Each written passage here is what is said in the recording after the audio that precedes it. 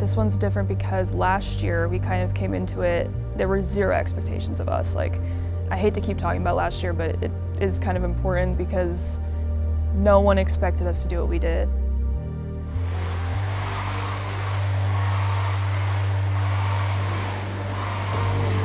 got a good first game here between two teams that serve the heck out of the ball and have very fast offenses.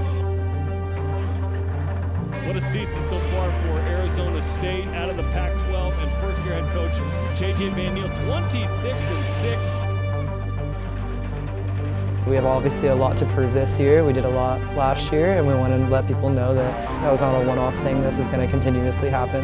The Sun Devils came to play tonight, served the heck out of the ball. Who controlled the service game? So serving is like, it's the first attack in volleyball. It's the first way, because you can score off serve. Grid 310 on the match, ASU. Big serve, great effort into the crowd, that's an ace.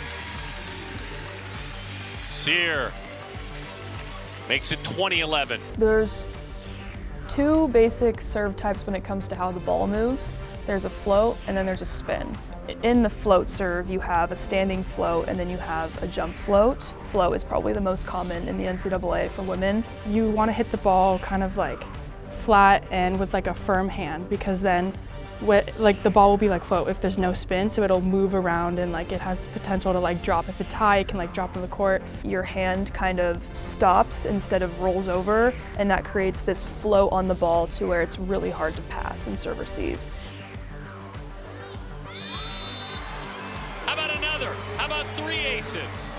With the top spin, you're hitting it kind of with like shape, like spin, where you hit it over the net with lots of speeds. So that is all about pace. You need to have a very aggressive hard serve that when it hits their platform, it can go either way. If you have a really easy top spin, you're not going to be very effective. I think the best float servers can really place the ball into places they want it. Like it's saying, if I wanted to have this girl pass on her left side, and if you can put that ball there consistently, I think that is what makes the most effective serve. Not just about aces, but putting pressure on your opponent. If you can pull that setter off the net and take away at least one hitter, all of a sudden it becomes a lot more defendable. Claire Jeter on our team, I love her serve. But I've always wanted to be a middle blocker that wasn't just someone who could hit and block. I wanted to be someone that could dig if needed, set, block, do whatever I needed to do. Serving came with that. I think that we have an advantage with height. We have more of a down trajectory on the ball anyway, so I think there's a lot that we can offer from that standpoint. JJ has made it a big deal for us to be the best serving team in the nation, so it is really easy for me to take it really serious. And I think nothing feels better than getting an ace as a middle back row. No one expects it, so I think it's really awesome.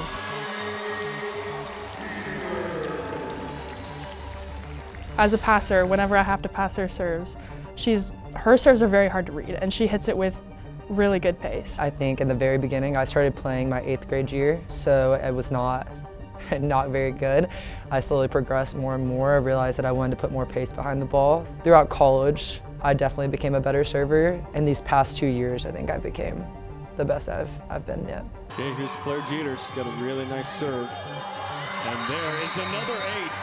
It's 18 aces the last 8 sets. She's on fire. And Jillian Neal on our team it astounded me last year because she was a freshman, and I don't care what anyone says, being a serving sub as a freshman is the hardest job anyone will ever have to do. Like, that is the hardest job. 6 rotation outside, 3 rotation middle, like, I don't care. Serving sub is the hardest because you have to come in cold, and this is your only job. This is your only chance to point score and help out our team, and she did it time and time again and got aces and helped us out. I think we also have Mary. She's really cool to look at too, to kind of like see a different perspective, obviously different height, different way she approaches her serve. Schroll leads the Sun Devils with 42 aces on the year, number 19 in the country in aces. In our gym, we focus a lot about knockout percentage. The more you can knock them out of system, the easier it is for our blockers, for defense, to be able to pick a spot and set a really good block, and for our defenders to find great spots around so they can defend. We'd rather have fewer reps of serving as long as they're intentional and quality reps versus just like 100 just serving them over just to get the passers reps. Geli Cyr is the most efficient passer in the nation. So say the advanced metrics. Like, I remember last year around this time we went into our first tournament and the serves, it almost felt like they were in slow motion. And no hate to those teams, they were great, but like our serves in our gym are just so difficult and so high level that when we go into games, it's almost easy sometimes. As a serve receiver, and I know Mary has said the same thing, it is such a privilege to have Claire, and Savannah has a really good serve, Mary has a great serve, all of us have good serves. It's such a privilege to be able to practice with them every day. We have a lot of goals set this year. We've been working really hard and training different things that we need to do.